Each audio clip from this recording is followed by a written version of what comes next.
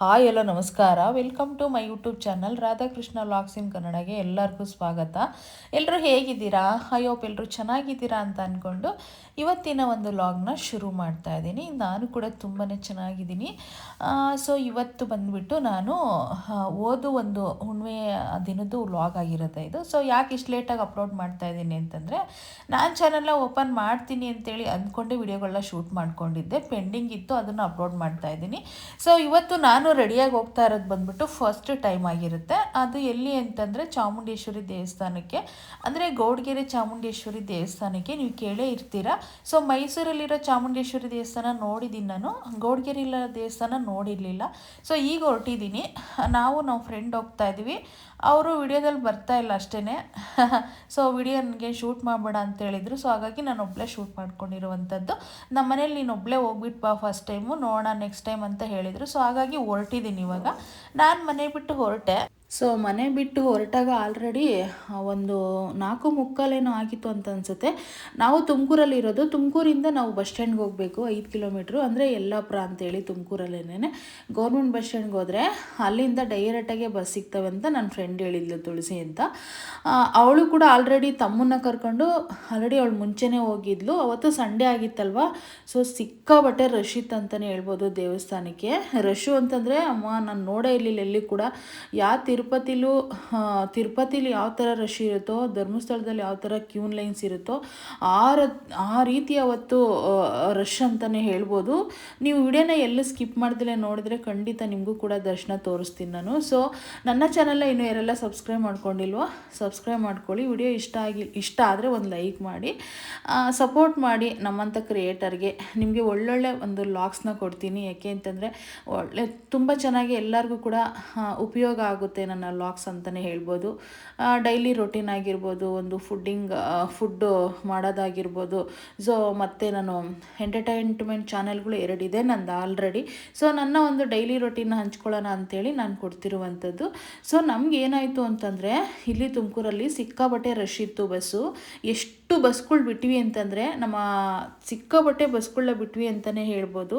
So ಲಾಸ್ಟಿಗೆ finally ಒಂದು bus ಹತ್ಕೊಂಡ್ವಿ. 7 ಕಾಲು ಆಗಿತ್ತು ಆಲ್ರೆಡಿ ಇಲ್ಲಿ ಬಿಟ್ಟಾಗ. ಅವಾಗ ಇನ್ನೇನು 7 ಕಾಲಿಂದ 9-9:30 ಆಯಿತು ಅಂತ ಅನಿಸುತ್ತೆ ನಾವು ದೇವಸ್ಥಾನಕ್ಕೆ ಹೋಗೋಕ್ಕೆ. 2 ಅವರ್ಸ್ ಬೇಕಾಗುತ್ತೆ ಇಲ್ಲಿಂದ ಹೋಗೋಕ್ಕೆ. ಸೊ ಇನ್ನೇನು ಹೋದ ತಕ್ಷಣ ಈ ರೀತಿ ಒಂದು ವಿಗ್ರಹ ಸಿಗುತ್ತೆ, ಅಂದರೆ ಒಂದು ವಿಗ್ರಹ, ಗಣಪತಿದು ವಿಗ್ರಹ ಸಿಗುತ್ತೆ. ಅದಾದಮೇಲೆ ಅದನ್ನು ಎಲ್ಲ ದರ್ಶನ ಮಾಡಿಕೊಂಡು, ಸೊ ನೋಡಿ ಎಷ್ಟೊಂದು ರಶ್ ಇತ್ತು. ಈ ರೀತಿ ಕಂಬಿಗಳಿಗೆ ಹೋಗಿ ಹೋಗಿ ಹೋಗಿ ಹೋಗಿ ಹೋಗಿ ಬರಬೇಕು. ನಾವೇನು ಧರ್ಮಸ್ಥಳದಲ್ಲಿ ದರ್ಶನ ಮಾಡ್ತೀವೋ ಆ ರೀತಿ ಕಂಬಿಗಳಲ್ಲಿ ಹೋಗೋದು ಬರೋದು ಈ ರೀತಿ ಇರುತ್ತೆ. ತುಂಬಾ ಚೆನ್ನಾಗಿತ್ತು ಅಂತಲೇ ಹೇಳ್ಬೋದು. ನಾವು ದರ್ಶನಕ್ಕೆ ನಿಂತಾಗ 10 ಗಂಟೆನೇನೋ ಆಯಿತು ಅಂತ ಅನಿಸುತ್ತೆ. ಏಕೆಂದರೆ ಹೊಟ್ಟೆ ಹಶ್ವಾಗಿತ್ತು. ಹೊಟ್ಟೆ ಹಶ್ವಾದಾಗ ಇನ್ನು ಇರೋಕ್ಕಾಗಲ್ಲ ಅಂತೇಳ್ಬಿಟ್ಟು ನಾವು ಇಲ್ಲಿ ಚೌಡಗೆರೆ ಗೇಟ್ ಹತ್ರ ತಿಂದ್ಕೊಂಡು ಹೋಗಿದ್ವಿ. ತುಮಕೂರಿಂದ ಡೈರೆಕ್ಟಾಗಿ ದೇವಸ್ಥಾನಕ್ಕೆ ಬಸ್ಸು ಹೋಗ್ತವೆ. ಸೊ ಆದರೆ ನಾವು ಗೇಟ್ಗೆ ಇಳ್ಕೊಂಡಿದ್ವಿ ಮೈಸೂರು ಗಾಡಿ ಹತ್ಕೊಂಡು. ಯಾಕೆ ಅಂತಂದರೆ ಸಿಕ್ಕಾಪಟ್ಟೆ ರಶ್ಶು ಅಂತ ಹೇಳಿದ್ನಲ್ಲ ಮೊದಲೇ. ಸೊ ಹಾಗಾಗಿ ಸಂಡೇ ಆದರೆ ಸಿಕ್ಕಾಪಟ್ಟೆ ರಶ್ ಆಗಿರುತ್ತೆ ಅಂತಲೇ ಹೇಳ್ಬೋದು. ಅದು ಹುಣ್ಣಿಮೆ ಬೇರೆ, ಅಲ್ಲಿಗೆ ಹುಣ್ಣಿಮೆ ದಿನ ತುಂಬ ವಿಶೇಷ ಅಂತೆ ಆ ದೇವಸ್ಥಾನ. ನಾನು ಏನು ಗೊತ್ತಾ, ಎಲ್ಲರೂ ಕೂಡ ಆ ಚಾಮುಂಡೇಶ್ವರಿ ದೇವಸ್ಥಾನನ ತುಂಬ ಜನ ಎಲ್ಲ ಹೇಳಿದ್ದಾರೆ. ಸೊ ನಾನು ನಿಮ್ಮ ಹತ್ರ ನನ್ನ ಫ್ಯಾಮಿಲಿ ಅಂತೇಳಿ ನಾನು ಶೇರ್ ಮಾಡ್ಕೊತಿರುವಂಥದ್ದು. ಏಕೆಂದರೆ ಯಾರು ಕೂಡ ಅವರ ಒಂದು ಪರ್ಸ್ನಲ್ ಲೈಫ್ಗಳ ಬಗ್ಗೆ ಹಂಚ್ಕೊಳ್ಳೋದಿಲ್ಲ. ಸೊ ನಾನು ನಮ್ಮ ಫ್ಯಾಮಿಲಿ ನೀವೆಲ್ಲ, ಹಾಗಾಗಿ ನಾನು ಹಂಚ್ಕೋಬೇಕು ಅಂತ ವಿಡಿಯೋನ ಹಂಚ್ಕೋತಾ ಇರೋದು. ಸೊ ತುಂಬ ವಿಶೇಷತೆ ಇದೆಯಂತೆ ಇಲ್ಲಿ. ಸೊ ಹಾಗಾಗಿ ನಾನು ಕೂಡ ಬರಲೇಬೇಕು, ನನಗೂ ಕೂಡ ಕಷ್ಟ ಅಂತ ಇರುತ್ತಲ್ವಾ. ಸೊ ಅದನ್ನ ಬಗೆಹರಿಸ್ಕೋಬೇಕು ಅಂತೇಳಿ ಬಂದಿದ್ದೀನಿ ಇವತ್ತು. ನೋಡಿ ಆ ಕಡೆ ಕೂಡ ಅಷ್ಟೊಂದು ರಶ್ ಇದೆ. ಯಪ್ಪ ಸಿಕ್ಕಾಬಟ್ಟೆ ರಶ್ ಇತ್ತು. ನಿಜವಾಗೂ ಎಷ್ಟು ರಶ್ಶು ಅಂತಂದರೆ ಹೇಳೋಕ್ಕೆ ಆಗೋದಿಲ್ಲ, ಅಷ್ಟು ರಶ್ ಇತ್ತು ಅಂತಲೇ ಹೇಳ್ಬೋದು ಅವತ್ತು. ಎಲ್ಲೆಲ್ಲಿಂದನೋ ಬೆಂಗಳೂರು ಆಗಿರ್ಬೋದು, ಪ್ರತಿಯೊಂದು ಮಂಡ್ಯ ಸೈಡು, ಬೆಂಗಳೂರು ಸೈಡು, ಸುತ್ತಮುತ್ತ ಎಲ್ಲ ಕಡೆಯೂ ದೇವಸ್ಥಾನಕ್ಕೆ ಬರ್ತಾರೆ ಅಂತಲೇ ಹೇಳ್ಬೋದು ಅಲ್ಲಿಗೆ. ಸೊ ಅಷ್ಟು ತಾಯಿ ಕರೆಸ್ಕೊಂಡಿದ್ದಾಳೆ ಎಲ್ಲರನ್ನೂ ಕೂಡ, ಅಂದರೆ ಅಷ್ಟೊಂದು ಹರಕೆಗಳನ್ನ ಪೂರೈಸಿದ್ದಾಳೆ ಅಂತ ಅರ್ಥ. ಸೊ ಎಷ್ಟು ಜನ ಇದ್ದರೂ ಕೂಡ ನಿಂತ್ಕೊಂಡು ಇನ್ನು ಪೂಜೆ ಮಾಡಿಸ್ಕೊಳ್ಳೇಬೇಕು. ನೋಡಿ ದೇವಸ್ಥಾನ ಎಂಟ್ರೆನ್ಸ್ ಇದು. ಸೊ ಒಳಗಡೆ ಎಲ್ಲ ಶೂಟ್ ಮಾಡೋಕ್ಕೆ ಬಿಡೋದಿಲ್ಲ. ಇನ್ನು ದೇವಸ್ಥಾನ ಎಂಟ್ರೆನ್ಸ್ಗೆ ಹೋಗಿರೋದನ್ನು ಶೂಟ್ ಮಾಡಿದ್ದೀನಿ ಅಷ್ಟೇ. ದರ್ಶನ ಮಾಡ್ಕೊಂಡು ಈಚೆ ಬಂದೆ. ನೋಡಿ ಅಮ್ಮನ ದರ್ಶನ ಮಾಡ್ಕೊಬಿಡಿ. ಈ ಅಮ್ಮನ ಯಾರೆಲ್ಲ ನೋಡಿದ್ರು ಅವರೆಲ್ಲ ಕಮೆಂಟ್ ಮಾಡಿ. ಸುಮಾರು ಜನ ನೋಡಿರ್ತೀರಂತಲೇ ನನಗೆ ಗೊತ್ತು. ಯಾಕೆ ಅಂತಂದರೆ ಈ ತಾಯಿ ಅಷ್ಟು ಜನನ ಕರೆಸ್ಕೊಂಡಿದ್ದಾಳೆ ಅಂತಲೂ ಗೊತ್ತು ನನಗೆ. ಯಾಕೆಂದರೆ ಆ ಜನ ನೋಡಿದ್ರೇ ಗೊತ್ತಾಗುತ್ತೆ. ಎಲ್ಲಿ ಇನ್ಸ್ಟಾಗ್ರಾಮ್ ಓಪನ್ ಮಾಡಿದ್ರು ಅಮ್ಮನ ಫೋಟೋನೇ ಹಾಕಿ ವಿಡಿಯೋ ಮಾಡಿರ್ತಾರೆ. ಸೊ ನೀನು ಯೂಟ್ಯೂಬಲ್ಲಿ ಓಪನ್ ಮಾಡಿ ಶಾರ್ಟ್ಸಲ್ಲಿ ನೋಡಿದ್ರು ಅವ್ರದ್ದೇ ಫೋಟೋ ಇರುತ್ತೆ. ಸುಮಾರು ಜನ ನೋಡಿರ್ತಾರೆ. ಆದರೆ ಇಷ್ಟು ವಿಸ್ತಾರವಾಗಿ ಹೇಳೋಕ್ಕೆ ಇಷ್ಟಪಡಲ್ಲ. ನಾನು ಹೇಳ್ಕೋಬೇಕು ಅನ್ನೋದು ನನ್ನ ಆಸೆ.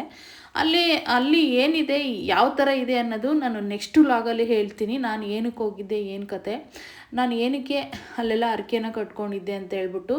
ನಾನು ಮಿನಿಮಮ್ ಅಂತಂದರೆ ಇವತ್ತು ಫಸ್ಟ್ ಟೈಮು ಹರಕೆ ಕಟ್ಕೊತಿರೋದು ಏನು ಅಂತಂದರೆ, ಸೊ ಹರಕೆ ಕಟ್ಕೊತಿರೋದು ಏನು ಅಂತ ನಾನು ಫೈನಲಿ ಲಾಸ್ಟ್ ವೀಡಿಯೋಗಳಲ್ಲಿ ಹೇಳ್ತೀನಿ. ನಾನು 7 ಸರಿ ಹೋಗಬೇಕು ಅಂತ ಅಂದ್ಕೊಂಡಿದ್ದೆ ಅಷ್ಟೇ. ಅದು 7 ಸರಿ ಹೋದಾಗ ಏನೆಲ್ಲ ಮಾಡ್ತೀನೋ ಎಲ್ಲ ವಿಡಿಯೋಗಳು ನಿಮ್ಮ ಹತ್ರ ನಿಜವಾಗೂ ಖಂಡಿತ ಶೇರ್ ಮಾಡ್ಕೊತೀನಿ. ಸೊ ನೀವು ಡೈಲಿ ನನ್ನ ಒಂದು ಸಬ್ಸ್ಕ್ರೈಬ್ ಮಾಡಿ ಇಟ್ಕೊಂಡ್ರೆ ನನಗೆ ಕೆಲಸ ಆಯಿತೋ ಇಲ್ವೋ ಅಲ್ಲಿಗೋಗಿ ಏನು ಕತೆ ಎಲ್ಲನೂ ಶೇರ್ ಮಾಡ್ಕೊತೀನಿ. ಸೊ ನಾನಿವತ್ತು ಫಸ್ಟ್ ಟೈಮ್ ಹೋಗಿರೋದ್ರಿಂದ ನಾನು ಕೂಡ ಒಂದು ಹರಕೆನ ಮಾಡ್ಕೊಂಡಿದ್ದೀನಿ. ಅದೇನು ಅಂತ ಲಾಸ್ಟ್ ವಿಡಿಯೋದಲ್ಲಿ ಹೇಳ್ಕೊತೀನಿ. 7 ಟೈಮ್ ಹೋಗ್ಬೇಕಂತ ಅಂದ್ಕೊಂಡಿದ್ದೀನಿ. ಸೊ ಹಾಗಾಗಿ ನೋಡಿ ಅಮ್ಮನೆಲ್ಲ ದರ್ಶನ ಮಾಡಿಕೊಂಡೆ. ಸಿಕ್ಕಾಬಟ್ಟೆ ರಶ್ ಇತ್ತು. ನಾವು ಅಲ್ಲಿ ದೇವಸ್ಥಾನದ ಅಮ್ಮನ ದರ್ಶನ ಮಾಡಿಕೊಂಡು ಆ ಟ್ಯಾಚು ಇದೆಯಲ್ಲ ಅದನ್ನು ನಾವು ಮುಂದೆನೇ ಹೋಗಿ ನೋಡ್ಕೊಂಡು ಈಚೆ ಬರ್ಬೋದು. ಅಷ್ಟು ಚೆನ್ನಾಗಿದೆ ನಿಜವಾಗ. ಒಂದು ಪ್ಲೇಸ್ ಆಗುತ್ತಂತಲೇ ಹೇಳ್ಬೋದು. ಯಾರಾದರೂ ನೋಡಿಲ್ಲ ಅಂತಂದರೆ ಹೋಗಿ ಬನ್ನಿ, ಒಳ್ಳೆಯದಾಗುತ್ತೆ ಅನ್ನೋದು ನನ್ನೊಂದು ಅಭಿಪ್ರಾಯ. ಸೊ ಈ ರೀತಿ ರಶ್ ಇತ್ತು ಅವತ್ತು. ಎಷ್ಟು ರಶ್ ಇತ್ತು ಅಷ್ಟೇ ಬಿಸಿಲು ಕೂಡ ಇತ್ತು ಬಿಡಿ. ಮಿನಿಮಮ್ ನಾವು 12:30 ಆಯ್ತು ಈಚೆ ಬರೋಷ್ಟರಲ್ಲಿ. ಸೊ ಅದೆಲ್ಲ ಆದಮೇಲೆ ನೆಕ್ಸ್ಟ್ ದಿನ ಎಲ್ಲ ಅಲ್ಲೇನೇನು ಪ್ರೋಸೆಸ್ ಇದೆಯೋ ಅದನ್ನೆಲ್ಲ ಮುಗಿಸ್ಕೊಂಡೆ ನಾನು. ಆ ಪ್ರೋಸೆಸ್ನೆಲ್ಲ ನೆಕ್ಸ್ಟ್ ಟೈಮ್ ಹೇಳ್ಕೊತೀನಿ ನಾನು ಅಂತ ಹೇಳಿದ್ದೀನಿ ಆಲ್ರೆಡಿ. ನೋಡಿ ಅದೆಲ್ಲ ಮುಗಿಸ್ಕೊಂಡಿದ್ದಾದಮೇಲೆ ಅಮ್ಮನ ದರ್ಶನಕ್ಕೆ ಹೋಗ್ತಾಯಿದ್ವಿ. ಇಲ್ಲಿ ಕೂಡ ಅಷ್ಟೇ ಸಿಕ್ಕಾಬಟ್ಟೆ ರಶ್ ಇತ್ತು. ನೋಡಿ ಅಲ್ಲೆಲ್ಲ ನೀರು ಬೀಳ್ತಾ ಇದೆ ಮಧ್ಯದಲ್ಲಿ. ಸೊ ಅದೊಂಥರ ತುಂಬ ಚೆನ್ನಾಗಿತ್ತು. ಇದು ಮೇಲೆ ಬೆಟ್ಟ ಇದೆ. ಬೆಟ್ಟದ ಒಂದು ಈ ಥರ ಒಂದು ಇದರಲ್ಲಿ ಟ್ಯಾಚುನ ಕಟ್ಟಿದ್ದಾರೆ. ತುಂಬ ಚೆನ್ನಾಗಿ ಕಾಣಿಸುತ್ತೆ ಅಮ್ಮ ನಿಜವಾಗೂ. ಎಷ್ಟು ಖುಷಿಯಾಗುತ್ತೆ ಅಂತಂದರೆ ಅಷ್ಟು ಖುಷಿಯಾಗುತ್ತೆ ಅಮ್ಮನ ನೋಡೋಕ್ಕೆ. ಹತ್ರದಿಂದ ಹೋಗಿ ನೋಡ್ತೀವಲ್ವಾ. ಸೊ ಹಾಗಾಗಿ ಅದು ಮಿನಿಮಮ್ ಅಲ್ಲಿ ನಿಂತ್ಕೊಂಡು ಈಚೆ ಬರೋಷ್ಟಲ್ಲೇ ಅರ್ಧ ಗಂಟೆ 3/4 ಗಂಟೆ ಆಯಿತು ಅಂತಲೇ ಹೇಳ್ಬೋದು. ನೋಡಿ ಆ ದೇವರು ಅಮ್ಮನಿಂದ ಬೀಳೋ ನೀರನ್ನ ಸೊ ನಾವು ಹಿಂಗೆ ಕೈಯಲ್ಲಿ ತೊಗೊಂಡು ಮೇಲಕ್ಕೆ ಹಾಕ್ಕೋಬೇಕು. ಆ ರೀತಿ ಮಾಡಿದ್ದಾರೆ. ಅದು ಅಮ್ಮನಿಂದನೇ ಮೇಲಿಂದನೇ ಬರುತ್ತೆ ನೀರು. ಅದು ಆ್ಯಕ್ಚುಲಿ ಹೇಳಬೇಕು ಅಂತಂದರೆ ಸೊ ಸಕ್ಕತ್ತಾಗಿರುತ್ತೆ ನಿಜವಾಗೂ. ನನಗಂತೂ ತುಂಬಾ ಖುಷಿಯಾಯಿತು ನೋಡಿ. ನಮ್ಮ ಒಂದು ಬ್ಯುಸಿ ಲೈಫಲ್ಲಿ ಈ ರೀತಿ ದೇವಸ್ಥಾನಗಳಿಗೆಲ್ಲ ಹೋಗಿ ಬರೋದ್ರಿಂದ ತುಂಬಾ ಒಳ್ಳೆಯದಾಗುತ್ತೆ. ಸೊ ಎಷ್ಟು ಕಷ್ಟ ಇದ್ದರೂ ಎಷ್ಟೇ ನೋವಿದ್ರೂ ಕೂಡ ಈ ಥರ ಹೋಗಿ ಒಂದು ದೇವಸ್ಥಾನಕ್ಕೆ ದರ್ಶನ ಮಾಡೋದ್ರಿಂದ ಒಂದು ನೆಮ್ಮದಿ ಅನ್ನೋದು ಸಿಗುತ್ತೆ. ಏಕೆಂದರೆ ಎಲ್ಲರಿಗೂ ದೇವರು ಒಳ್ಳೆ ಲೈಫ್ನೇ ಕೊಟ್ಟಿರಲ್ಲ, ಮತ್ತು ಒಳ್ಳೆ ಒಂದು ನೆಮ್ಮದಿ ಕೂಡ ಕೊಟ್ಟಿರಲ್ಲ.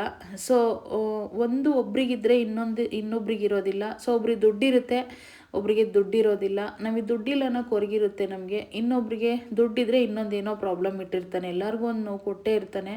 ನೋಡಿ ಅದನ್ನೆಲ್ಲ ಮುಗಿಸ್ಕೊಂಡು ಬಂದೆ. ಇದು ಬಸಪ್ಪ. ಈ ಬಸಪ್ಪನ ಬಗ್ಗೆ ಹೇಳಲೇಬೇಕು. ತುಂಬ ಶ್ರೇಷ್ಠ ಅಂತಲೇ ಹೇಳ್ಬೋದು ಬಸಪ್ಪ. ಸೊ ಇದನ್ನೆಲ್ಲ ನೋಡ್ಕೊಂಡಿದ್ದಾದಮೇಲೆ ಮನೆಗೆ ಬಂದ್ವಿ. ಇವತ್ತು ನಂದು ಒಂದು ವಿಶೇಷ ದಿನ. ಸೊ ನನ್ನ ಬರ್ತಡೇ ಆಗಿತ್ತು ಅವತ್ತು. ತಾರೀಕು ಬಂದುಬಿಟ್ಟು 1ನೇ ತಾರೀಕು ಫೆಬ್ರವರಿ ನನ್ನ ಬರ್ತಡೇ. ಯಾವಾಗ್ಲೂ ಆಚರಣೆ ಮಾಡ್ತಾರೆ ನಮ್ಮ ಮನೇಲಿ. ಸೊ ಇನ್ನೇನು ನಾವು ದೇವಸ್ಥಾನಕ್ಕೆ ಹೋಗಿದ್ದೆ. ಆದರೂ ನಾನು ಸ್ಟೇಟಸ್ಗೆಲ್ಲ ಹಾಕ್ಕೊಂಡಿರಲಿಲ್ಲ. ಮತ್ತೆ ತಿರ್ಗಾ ಯಾಕೋ ಹಾಕೋಬೇಕಂತ ಅನ್ನಿಸ್ತು. ಮಧ್ಯಾಹ್ನ ಒಂದು 3-4 ಗಂಟೆಗೆಲ್ಲ ನಾನು ಸ್ಟೇಟಸ್ಗೆ ಹಾಕ್ಕೊಂಡೆ. ಸ್ಟೇಟಸ್ಗೆ ಹಾಕ್ಕೊಂಡಿದ್ದಾದಮೇಲೆ ಅದೇನಾಯಿತು ಅಂತಂದರೆ ಅವತ್ತು ನಾನು ಸ್ಟೇಟಸ್ಗೆ ಹಾಕ್ಕೊಂಡಿಲ್ಲ. ನೋಡೋಣ ಮನೇಲೆಲ್ಲ ನೆನಪಿಸ್ಕೊಂಡು ನನಗೆ ವಿಶ್ ಮಾಡ್ತಾರೇನಂತ ನಾನು ಸುಮ್ಮನೆ ಇದ್ದರೆ ಯಾರೂ ವಿಶ್ ಮಾಡಲಿಲ್ಲ. ನನಗೆ ತುಂಬ ಫೀಲ್ ಆಯಿತು. ಸೊ ನೆಕ್ಸ್ಟ್ ಡೇ ನಾನು ಸ್ಟೇಟಸ್ಗೆ ಹಾಕ್ಕೊಂಡಾಗ ಅಕ್ಕ ಕೂಡ ಬಂದಿದ್ಲು ಊರಿಂದ. ಅವಳದು ಏನೋ ಕೆಲಸ ಇದೆ ಅಂತ ಅವರು ಕೂಡ ಬಂದಿದ್ದರು. ಆವಾಗ ಇನ್ನೇನು ನಾನು ಸ್ಟೇಟಸ್ಗೆ ಹಾಕಿರೋದು ನೋಡಿ ಮನೇಲಿ ಸಾರಿ ಅಂತ ಕೇಳಿಬಿಟ್ಟು ವಿಶ್ ಮಾಡಿ ಒಂದು ಕೇಕ್ನ ತೊಗೊಂಡು ಬಂದಿದ್ದರು ಕಟ್ ಮಾಡಿಸೋಣ ಅಂತ ಹೇಳಿ.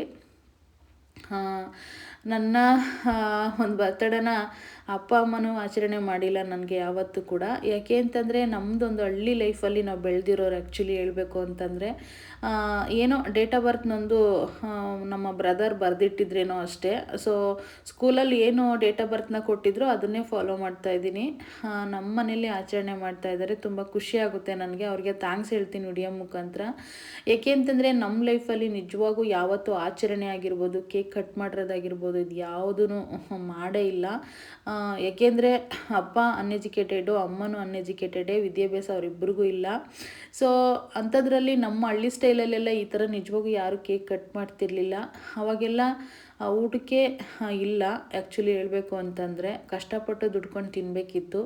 ಏನೋ ನಾವೆಲ್ಲ ಸಿಟಿ ಸೇರಿಕೊಂಡು ಬೆಂಗಳೂರು ಲೈಫ್ನ ಲೀಡ್ ಮಾಡಿದ್ವಿ ಒಂದು 10 ವರ್ಷ. ಒಂದು 5-6 ವರ್ಷ ಮಾಡಿದ್ದೀನಿ ಬೆಂಗಳೂರು ಲೈಫ್ನ. ಸೊ ಇವಾಗ ತುಮಕೂರಿಗೆ ಬಂದಿರೋದು.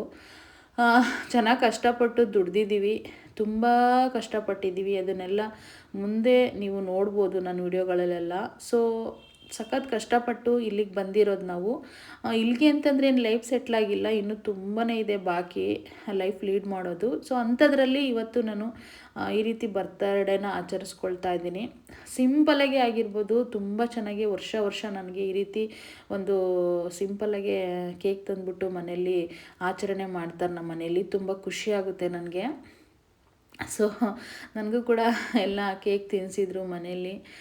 ತುಂಬ ಖುಷಿಯಾಯಿತು. ನಾನು ಒಂದು ನಮ್ಮ ಶಾಪಲ್ಲೇ ತೊಗೊಂಡು ಒಂದು ಅಂಬ್ರೆಲಾ ನೈರದಲ್ಲಿ ಒಂದು ಟಾಪ್ನ ತೊಗೊಂಡು ಹಾಕ್ಕೊಂಡಿದ್ದೆ. ಸೊ ಅದಕ್ಕಿನ್ನೇನು ಲೆಗ್ಗಿನ್ಸ್, ಗೋಲ್ಡ್ ಕಲರ್ ಲೆಗ್ಗಿನ್ಸ್ ಹಾಕ್ಕೊಂಡಿದ್ದೆ. ಇದು ನೆವಿ ಬ್ಲೂ ಕಲರ್ ಅಂತ ಅನಿಸುತ್ತೆ. ಸೊ ಅಷ್ಟು ನೀಟಾಗಿ ಕಾಣಿಸ್ತಾ ಇಲ್ಲ ಅದು ಡ್ರೆಸ್ಸು, ಏಕೆಂದರೆ ಸ್ವಲ್ಪ ಲೈಟ್ ಅಷ್ಟೊಂದು ಇದ್ರಾಗಿಲ್ಲ. ಹಾಗಾಗಿ ಇನ್ನೇನು ಎಲ್ಲ ಆಯಿತು. ನನಗಂತೂ ತುಂಬಾ ಖುಷಿ ಆಯ್ತು ಅಂತಲೇ ಹೇಳ್ಬೋದು ಅವತ್ತು. ಯಾಕೆ ಅಂತಂದರೆ ನಮ್ಮ ಲೈಫಲ್ಲಿ ಈ ಥರ ನಾವು ಯಾವತ್ತೂ ಕೇಕ್ ಕಟ್ ಮಾಡ್ಕೊಂಡಿರೋದಾಗಿರ್ಬೋದು ಅದೆಲ್ಲ ಯಾವುದೂ ಇಲ್ಲ. ನಾನೀಗ ಒಂದು 5 ವರ್ಷದಿಂದ ಈ ರೀತಿ ಕೇಕ್ನ ಕಟ್ ಮಾಡ್ಕೋತಾ ಇದ್ದೀನಿ. ಮತ್ತು ಇಲ್ಲಿ ನಮ್ಮ ಅಕ್ಕನೂ ಬಂದಿದ್ರಲ್ವಾ, ಸೊ ಅವಳು ಕೂಡ ಕೇಕ್ನ ತಿನ್ನಿಸಿದ್ಲು. ಕೇಕ್ ಕಟ್ ಮಾಡಿದ್ರು ಇಬ್ಬರು ಕೂಡ. ಇನ್ನು ಏನು ಗಿಫ್ಟ್ ಇಲ್ವಾ ಅಂತ ನೀವು ಕೇಳ್ಬೋದು. ಸೊ ನನಗೆ ಗಿಫ್ಟ್ ಏನು ತಂದಿರಲಿಲ್ಲ. ಯಾಕೆ ಅಂತಂದರೆ ಇನ್ನೇನು ವರ್ಷ ಏನಾದರೂ ಕೊಡ್ತಾಯಿದ್ರು. ಸೊ ಈ ಸರಿ ನಾನೇನೇನು ಎಕ್ಸ್ಪೆಕ್ಟ್ ಮಾಡಿರಲಿಲ್ಲ. ನನಗೇನು ಅಂತಂದರೆ ಸಿಂಪಲ್ ಹುಡುಗಿ ನಾನು. ಕೊಟ್ಟರು ಬೇಜಾರು ಮಾಡ್ಕೊಳ್ಳಲ್ಲ, ಕೊಟ್ಟಿಲ್ಲ ಅಂದರೂ ಬೇಜಾರು ಮಾಡ್ಕೊಳ್ಳಲ್ಲ. ಈ ರೀತಿ ಇರ್ತೀನಿ ಯಾವಾಗಲೂ ಅಷ್ಟೇ ನಾನು. ಏಕೆಂದರೆ ಯಾರ ಮನಸ್ಸಿಗೂ ಬೇಜಾರು ಮಾಡಿಸಲ್ಲ ನಾನು. ಲೈಫಲ್ಲೇ ಅದು ಬಂದಿಲ್ಲ ಅಂತ ಅಂದಮೇಲೆ, ಹುಡ್ದಾಳಿಂದನೇ ಒಂದು ಬರ್ತಡೇ ಆಚರಣೆ ಮಾಡ್ಕೊಂಡಿಲ್ಲ ಅಂತ ಅಂದಮೇಲೆ, ಸೊ ಇವಾಗ ಮಧ್ಯದಲ್ಲಿ ಯಾಕೆ ಎಕ್ಸ್ಪೆಕ್ಟ್ ಮಾಡ್ಬೇಕು ಹೇಳಿ? ಕೊಟ್ಟರೆ ಇಸ್ಕೋಬೇಕು, ಇಲ್ಲಂತಂದರೆ ಆರಾಮಾಗಿರ್ಬೇಕು ಅಷ್ಟೇನೆ. ಇದೊಂದು ಲೈಫ್ ಅಷ್ಟೇ.